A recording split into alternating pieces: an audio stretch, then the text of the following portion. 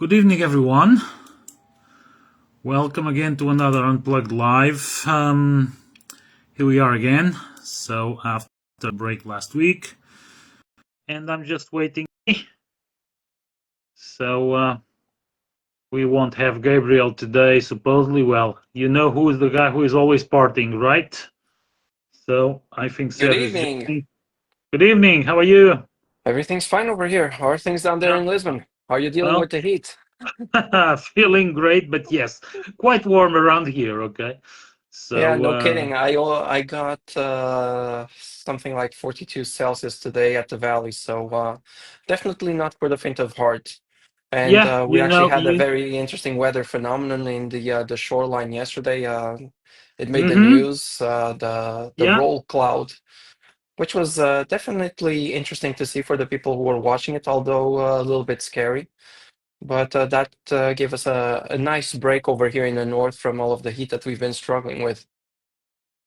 But I Yeah, imagine that well, down in Lisboa it's is it's not that curious famous. that you mentioned that because yesterday I had a tour that included Tomar and the Schist village, finishing in Coimbra. So we were pretty much always on the 40, 41, 39 Celsius, so over 100 Fahrenheit.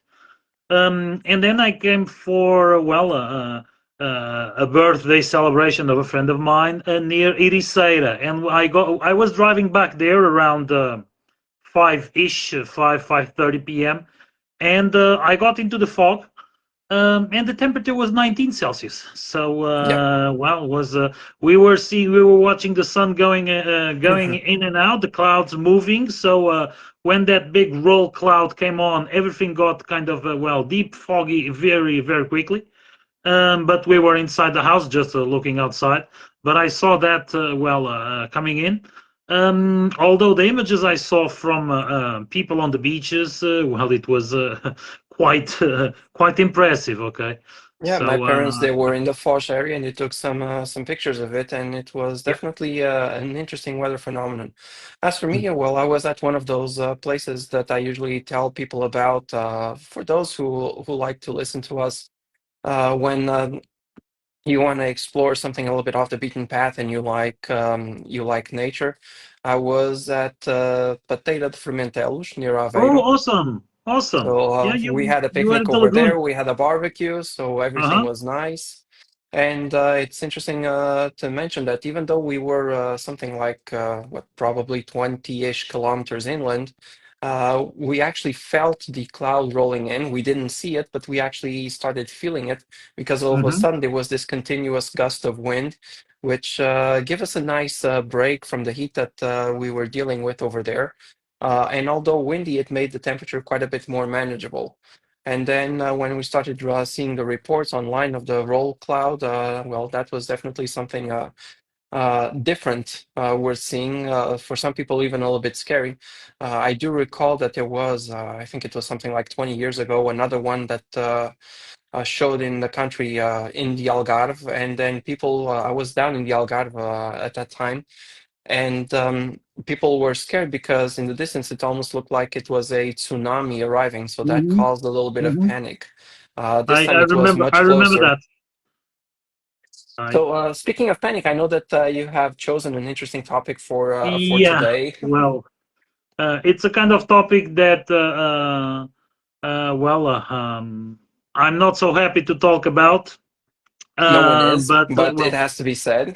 Someone has. it needs to be addressed. Okay, so Saturday I was at home, so I was having a day off. And pretty much when I'm at home, I'm taking care of the vehicles, cleaning the vehicles, and all that.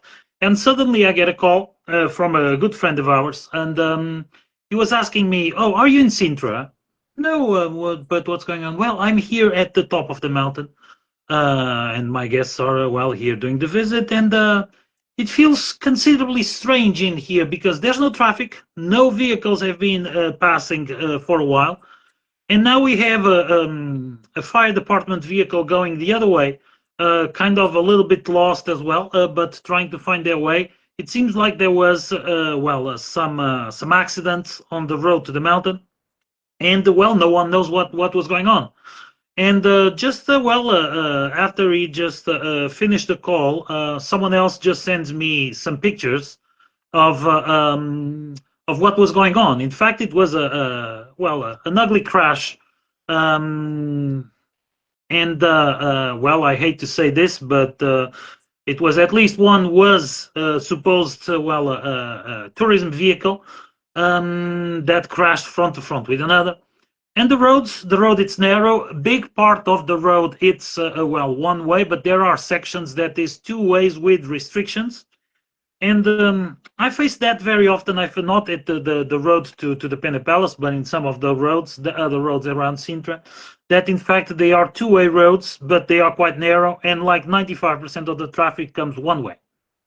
So the images were not nice, and the images have been posted in different groups, mainly people that report incidents and such. Curiously, I haven't seen any image of that on any travel groups, any tour groups. Okay, so it seems like when something bad happened related with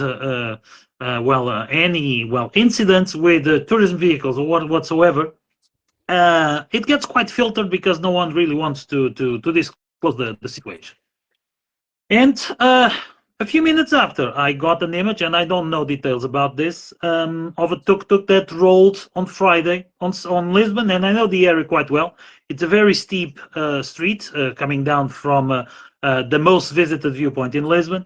I don't know if just lost the brakes, if there was someone in it or not. It could have been just lost its handbrake and come down the street. I don't know, but it was flipped over, and if anyone was inside that vehicle, it would have been hurt heavily. Okay, and this is something that needs to be addressed. When the tour operators make investments on insurances and on new vehicles, in most cases, or pretty much in all the cases, it's to provide a safe and comfortable experience and ride for the guests. So until a few months ago, my personal car was a 25-year-old vehicle. I got something slightly newer, 10-year-old vehicle, and I can drive pretty much something, don't care because it's just to drive around, and I'm very aware of, the issues, the risks whatsoever, but it's my personal vehicle. But for the tours, I've been investing a lot in modern vehicles, okay, and quite proud to have a new vehicle that got a 5-star rating on the crash tests and on the Euro NCAP and NHTSA and those kind of things, like the one you use as well, that has a very great rating on safety. And pretty much when we do these investments is in fact because we know that things happen, and we want to take the best care of our guests, providing with some of the safest vehicles to be driven around. Of course, we are not expecting these things to happen, but it's like having an insurance.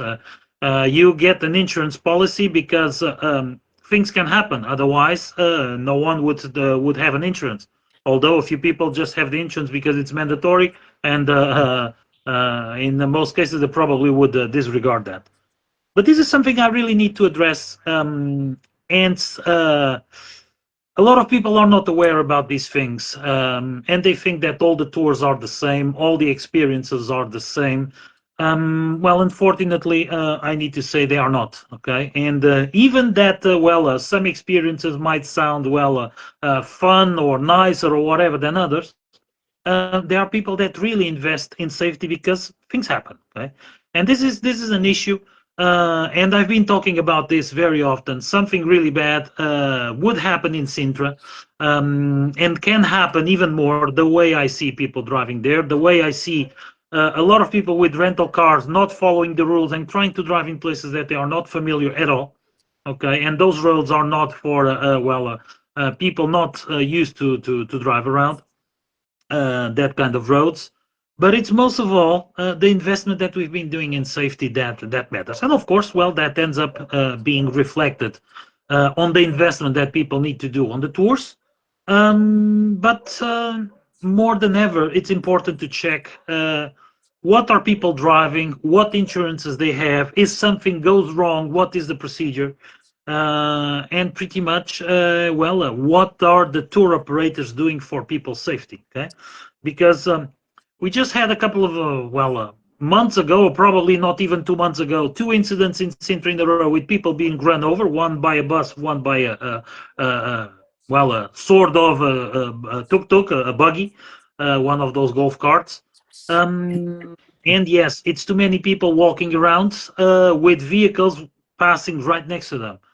But this episode now was worse. Okay, was really a road accident, and we are still in June, so we are have entering July and August that are really the peak season, and we are having incidents constantly over here. So this is really something that needs to be addressed, and it's a big issue.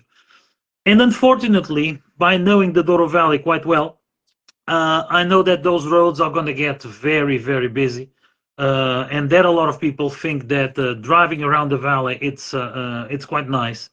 But in fact, it's also a place that has several issues with too many vehicles, and once again, driving a rental car to the Douro Valley it's not the easiest task. So my approach in here is, in fact, people should be aware about the risks where they try to go, and people should be aware about the risks when they book experiences, because unfortunately, we are getting reports on more common issues, but also it seems like those issues are not being brought to public, like if some people with some, I don't know, other ideas want to pass the message that everything's okay, everything is going fine. Well, I'm the kind of person that doesn't promise something that I could not that I can provide, and the same way I don't want people to be misled with the fake idea that everything will be fun and nice, and it's perfectly fine to have all that. And those things are not brought to public. So I really needed to address this, and I'm not going to share the images because they are a little bit I would say heavy. Okay, but they might be found. There is a group. Facebook group in Portuguese called Vigilantes da Estrada, like the roads surveillors, okay, the road vigilance that normally have all those pictures online. And if anyone has curiosity about that, they can really check what it was. But safety is paramount. It's one of the rules from our group, and I needed really to address this.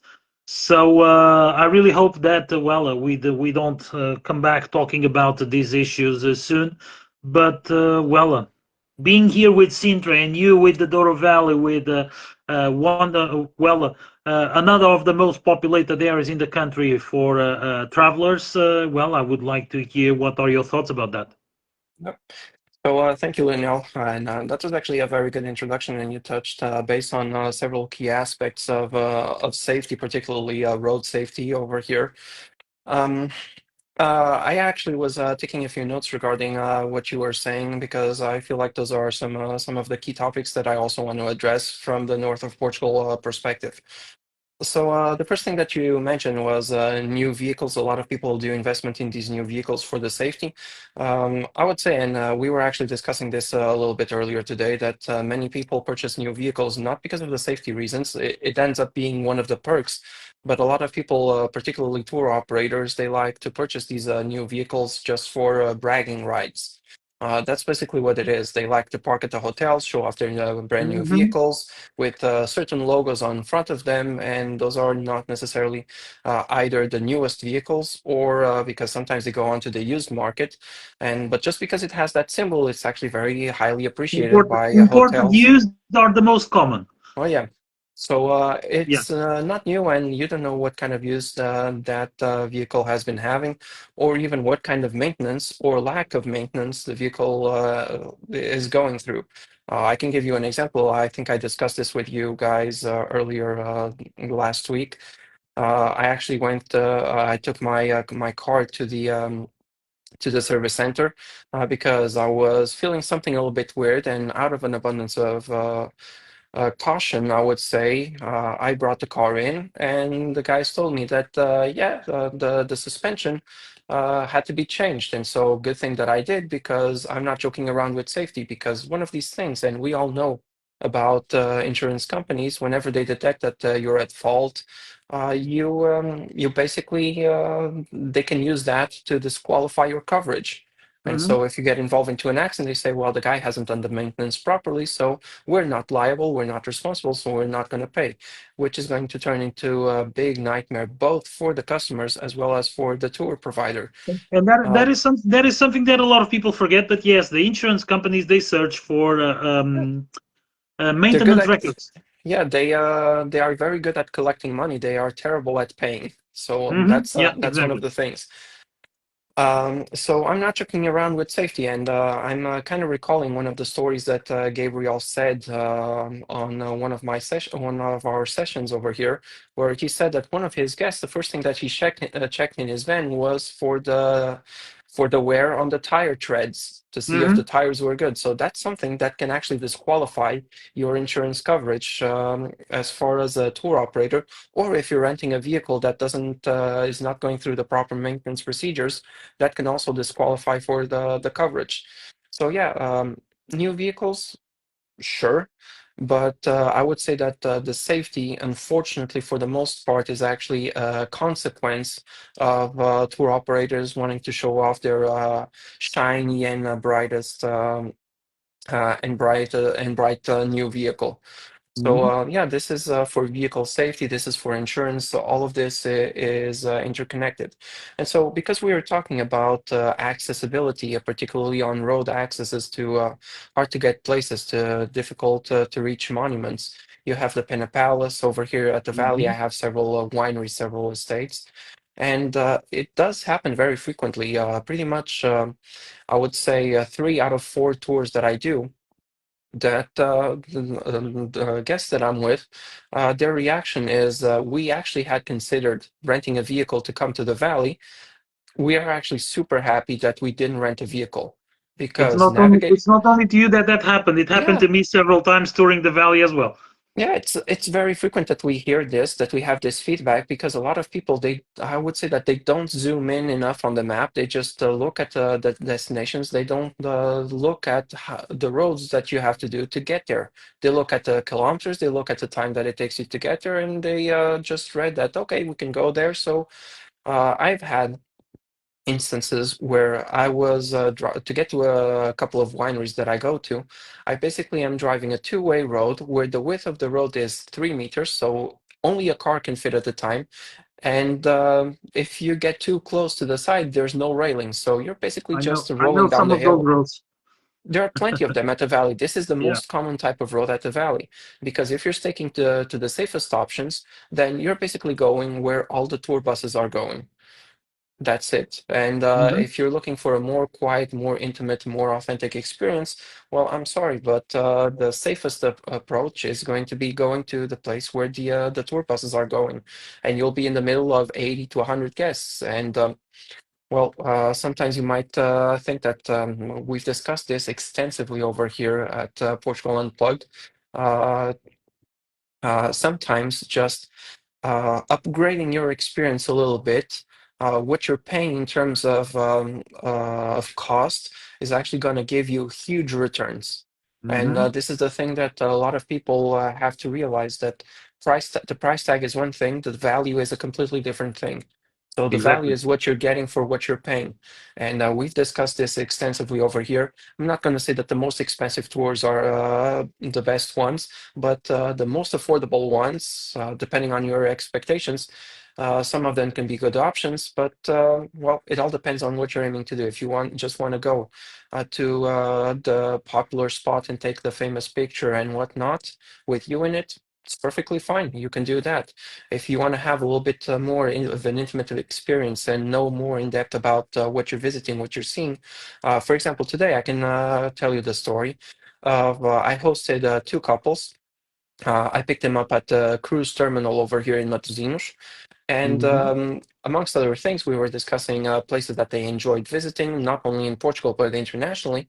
And one of the things that with this heat and with the high temperatures, we always talk about Sevilla, and near Sevilla there is Granada, and in Granada there is Mm-hmm. the Alhambra. And they said that they booked a guided tour for the Alhambra, and they said that it was the best thing that they could have possibly done because otherwise, if you just purchase the plain old ticket, you're going from room to room and you don't know what's the history behind the room and you don't know what Exactly. you're seeing. So the same thing happens in Sintra, the same thing happens at the Douro Valley, and there are some wineries that do have an interesting story to them. Some of the wineries are very old, some of them are relatively new, but they all have a Mm-hmm. history to them. And it's interesting to know about that story from a guy that invested its time and his energy into doing that proper research. So this is another one of those Totally agree. things. Then you also mentioned, well, since we're talking road and road conditions, another thing that you we have to mention, it's not just about ourselves, but we are just a very small portion of the users on the road because there's other drivers, there's going to be other Mm-hmm. users. And you don't know what's the spirit of those other users. You don't know if the tour guide from the company X, Y, or Z, he's in a rush because the customers, and I hear this very frequently, particularly with a somewhat, we can call it a high-end company. And I hear very frequently that their customers, well, they book the departure from Porto at 9, they only show up at 9:30, and then at the first winery, instead of arriving there on time, they're already half an hour late, and then the tour takes longer because they want to ask questions and whatnot. Fair enough. But then they rush through lunch, and then the guy, to make up some time, he's basically just speeding on the valley, which is something that for people who know those roads, it's difficult to do. And speeding is going to put you at risk. And because those drivers, they just want to make up for the lost time, well, sometimes they give some scares to the customers. Hmm. So it's something that imagine you're in an idyllic scenery over there and you don't get to enjoy it because your driver is rushing and you're holding on for their life, just holding it's called the O stuff handle. I've heard this from Yeah. some previous guests because my car lacks those, and I told my guests, you're not going to need them Yeah. because I'm not in the business of driving quickly.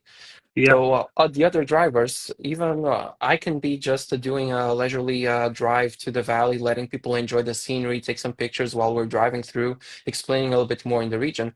And coming in September, this is going to be very paramount because not only you're going to have the rush tour drivers at the valley, you're also going to have the people who are working for the harvest.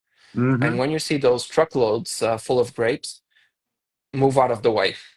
Yeah. That's Exactly. that's the best advice. Move out of the way. Let the guy pass, slow down a little bit because there you go. It's challenging. On those other private tours, so another note that I took over here was particularly on wine tours.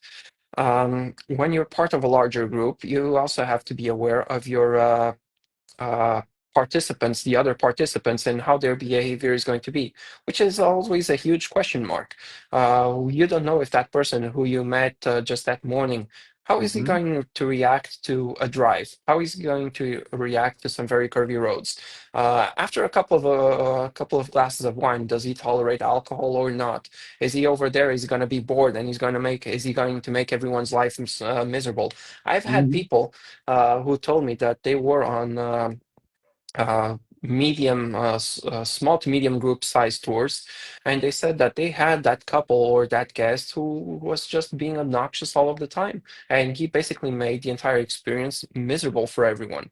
So this is another thing to consider. What is the guest behavior? The other person, the person who is sitting right next to you, how it's going to be his behavior, because you know what you can count on from, for example, from your parents, from your kids, from your spouse, from friends that you're planning the trip together, but you don't know what to expect from a person that you just met that morning.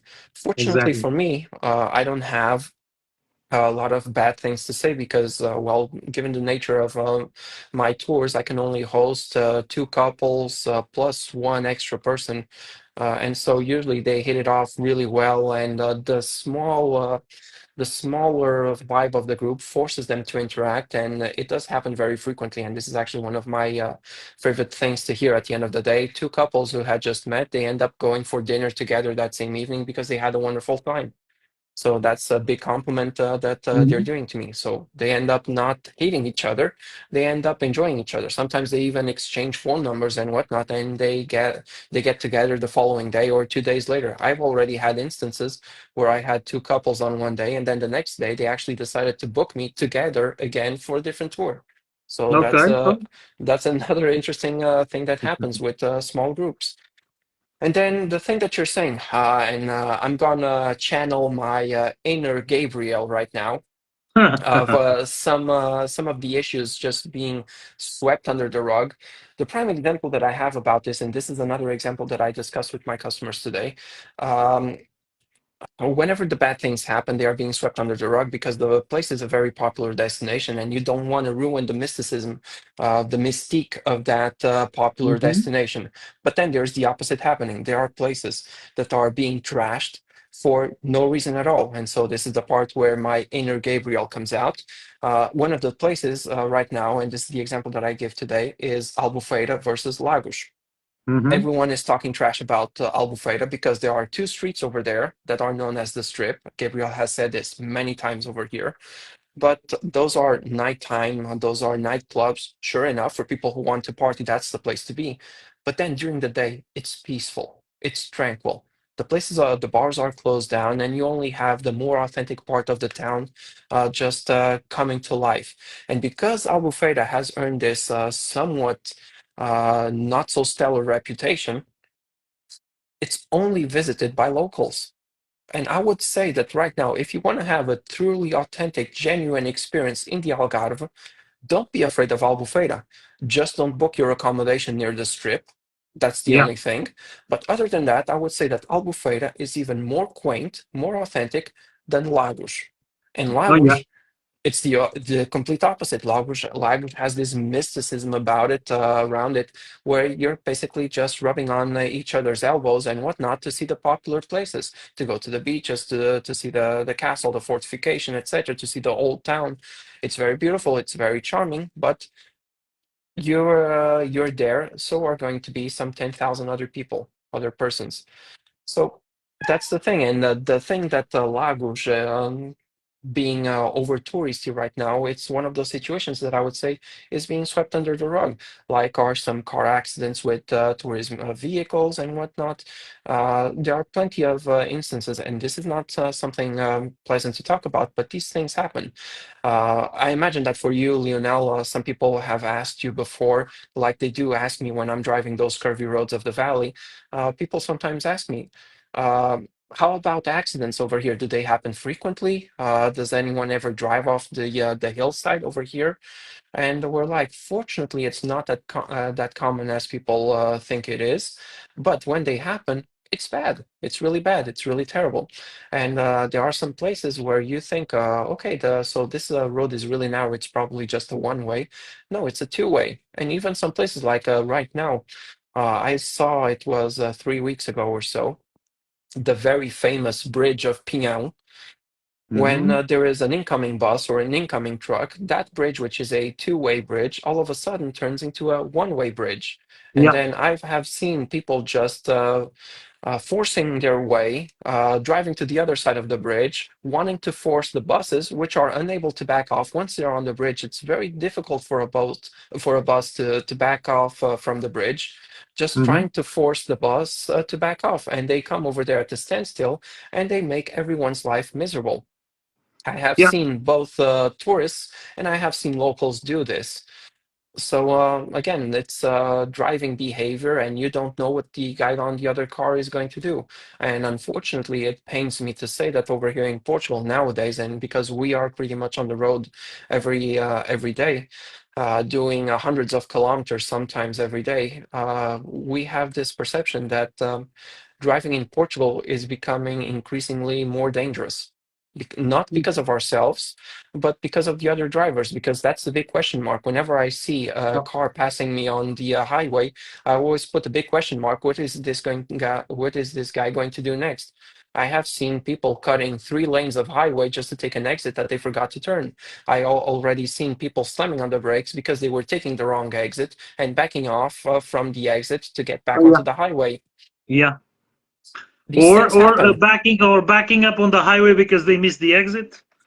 Yeah, Driving on the middle lane, that is it's every day, every time. And I already told this to someone. The rental agencies should give like basic rules of driving to any person who rents a car, because we've been seeing the most dreadful things doing yeah. by rented vehicles, and this is something I need to address as well. And sorry to say, I see this every day happening. Roundabouts made on the most I would say unique way. Driving on the motorway in the central lanes, and even when you signal it, people go mad at you. Okay, like if you are the one doing the wrong thing, people just think they can do whatever they want. Okay, and then they go to places where they are not really aware of how to drive on the narrow roads and curvy roads, and it's not easy. So it's really an issue. Okay, and picking up back about Sintra, and sorry that I interrupted you. I don't know if you No, had no, no, no, something no else. worries. Okay, I was done. I was already okay. done. Picking up just about Sintra. Um, what happened this week happens often with buses blocking the roads, with vehicles creatively parking and no one goes through. There is another problem happening over there. The town hall has put a lot of those plastic pins to deter people from parking. People are knocking down the pins to make their own parking spot. And one of the great ways to see how those pins were and are nowadays, it's to go through Google Earth images through the different years, and you see how much the place has changed. So Sintra has images on Google Earth at least since 2009, and you see all or most of the changes that happened over there. So people park whatever, but the problem is you get people parking on those places, making their own parking spots, but they are not foreign people. They are not people that just landed there. They are people that work there day after day, and that they even cannot respect those basic rules, because they feel that their vehicle fits, or they have like some sort of off-road SUV, whatever, and they can park wherever they want. And yes, I started doing off-roading tours in Sintra nearly 20 years ago, so I know those vehicles very well, every bolt on them. And the thing is really this, okay? There is a general lack of respect for whoever is using the road, whoever lives on the place, and people just drive like crazy, like they own the road. So what just happened 2 days ago was an ugly crash, yes, with old vehicles, which in fact. Um, Crash tests from those old vehicles don't show them that they are great for passengers. Okay, vehicles that on their time just got a 3-star rating, they are not great for passenger transport, sorry to say. And this is also what makes me wonder why people book all the experiences on these older vehicles, knowing that they are not safe. Unfortunately, things do happen. So in Sintra, people that had booked the tickets for the Pena Palace during the whole morning, and I truly believe it might have gone a little bit through the afternoon, but at least through the whole morning. I don't know when the road was reopened. They were just stuck. There was no way to get to the palace. People were being backed up on the road to allow the emergency vehicles to go through. So there's a video of people reversing or coming on reverse down the road to clear the traffic so the emergency vehicles can't go through. And this is something I've been telling very often. One of the main problems in Sintra is something goes wrong, the emergency vehicles cannot go through. And this is something that the first responders over there tell us, okay? I've been chatting with a few, and they say, yeah, we are here, but we are always worried if something goes wrong over there. We can't help people because we cannot go through. Okay, so this is a real issue, and no one seems to want to address it. We are very welcoming for people, and those places are really beautiful, but safety is first. And it just kind of worries me a lot to see what's going on. And people just whistle to the side like nothing just had happened. So, um, well, my best advice is check whoever or whatever you book. Sometimes what looks fun might not be as safe as it looks. And in fact, always think the price of safety, because you can easily get the vacation ruined by some issue, like people that didn't assess the right shoes to bring to Lisbon and they fell off on the first day of vacation, like people that didn't do all the safety checks. Uh, a recent new, and this isn't totally off topic, but it also worries me a lot. There is an article written like 50% of the street food in Lisbon has no quality, according to some health and safety researchers. And we hear very often people saying, "Oh, I just came into Lisbon and I'm sick. I got sick. I ate something that was not great."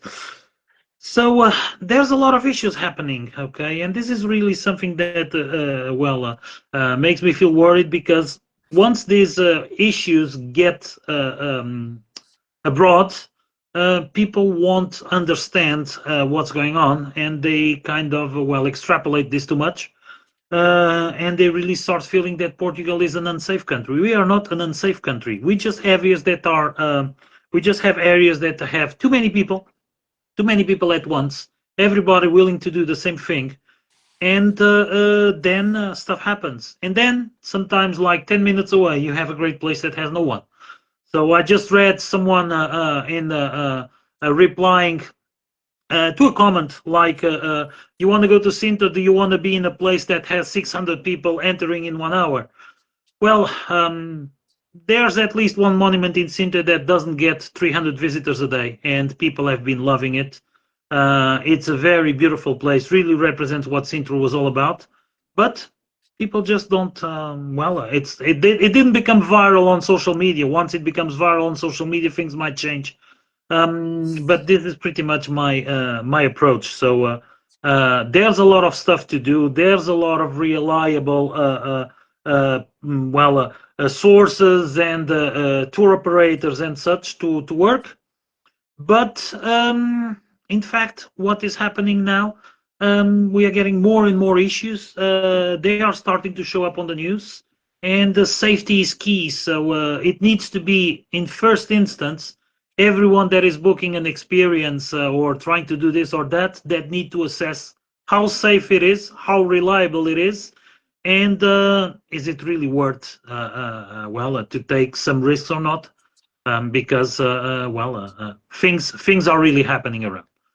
So Yep. I see a few comments in here. Okay, I'm just gonna check them, and thank you for commenting. Okay, yes, if you do your research, if you want to work out what's wrong and what's right. Oh, totally agree, Kelly. And yeah, that's what we try to do. We try to give you information to add to your knowledge base. This is what we really want. This is the core of Portugal Unplugged. Today we don't have Gabriel because, he's getting some deserved vacation, and I'm pretty sure he's partying somewhere in the Algarve. But the three of us over here, this is what we advocate. This is what really we want people to know. Portugal, it's a beautiful country. It's a very safe country. Issues happen everywhere, but you really need to do your research. And I need to say, people need to take a little bit of common sense and not just going after the flashy pictures or the smiley selfies or that kind of thing, because the reality beyond that, sometimes it's not the one that is shown down by some manipulated pictures.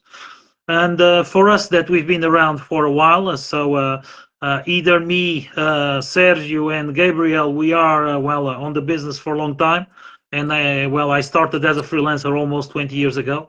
So we've seen the changes. We've seen a lot of stuff happening, and what we really want is people to go back home and say, we had a marvelous time in Portugal. We always felt safe and welcome.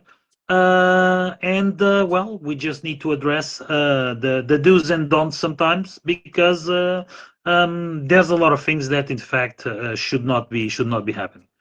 So, Yeah, Sergio, that's final actually one notes. of the things that I wanted to mention.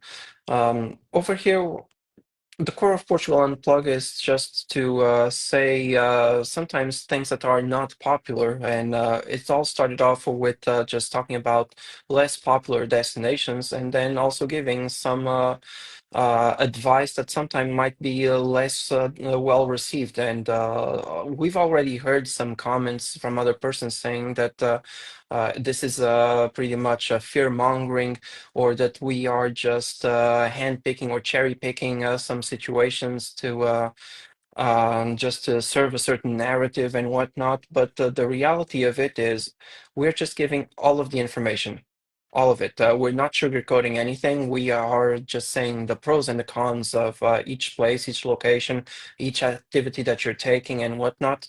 And we let people decide. And if you still have questions, well, we've always been telling this. You are free to ask them in the comments down below. And so there's a small but still growing community that can benefit from it. Or you can just reach out to us directly. For example, if it's a question more about the north of the country, feel free to reach out to me. If it's more about the center, go to Lionel. If it's about the Algarve, go to Gabriel. We're very happy and eager to help you out if you have questions. And we just want to help you make some informed decisions and to make the best out of your holidays.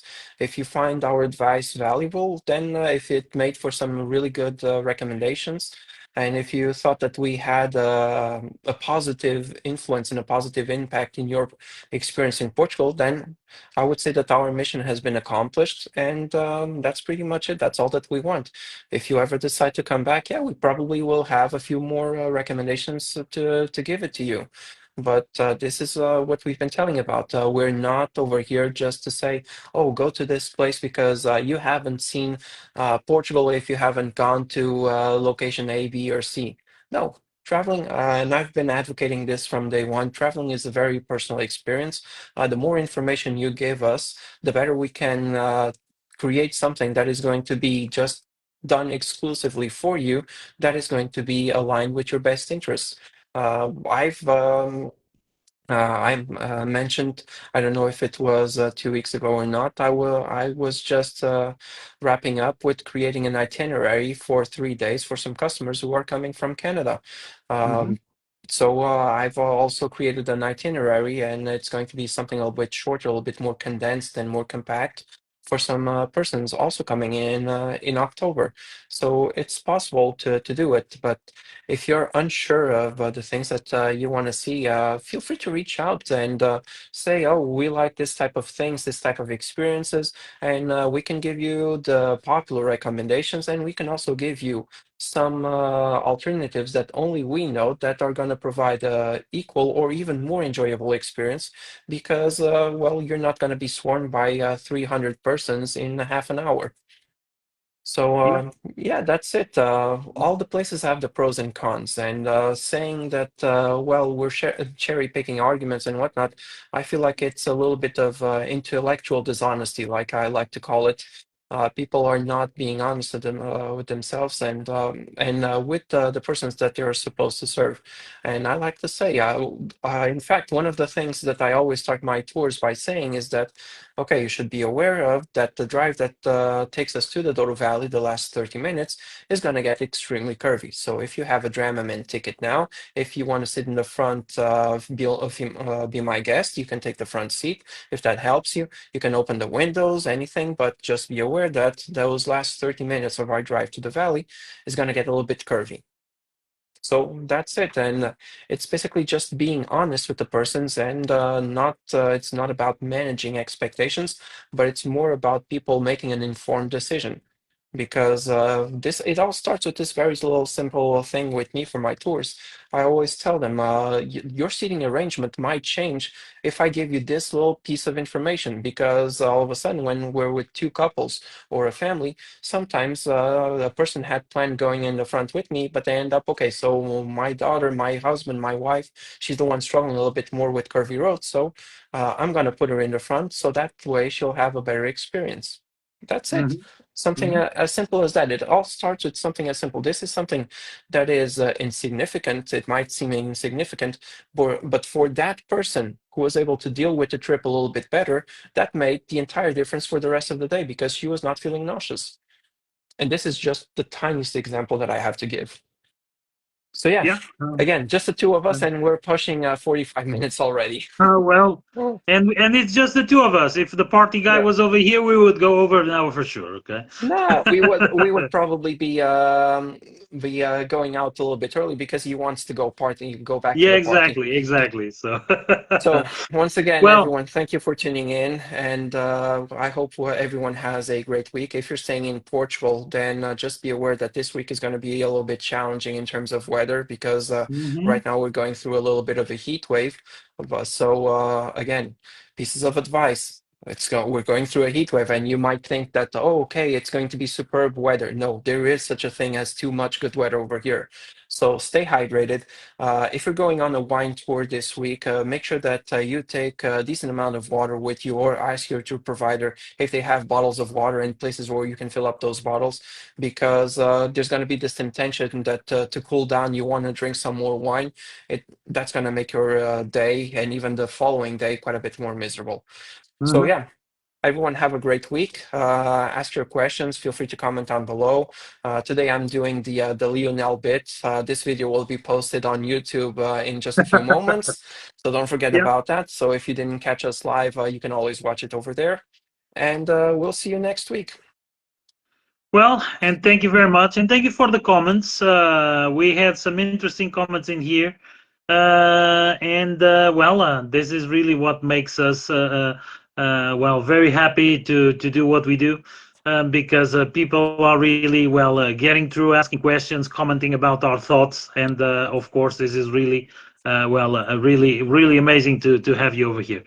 Thank you for watching. See you next week. I'm gonna have a quite busy week, and well, just to wrap it up for what you said, Sergio. Next week I'm gonna start posting about places that no one ever heard about, because I have a 3-day itinerary just custom built that really goes to some of those off the beaten path places. So I really want to start posting pictures of those. So that will happen next week. Thank you very much. Thank you Looking for forward to watching. it. See you.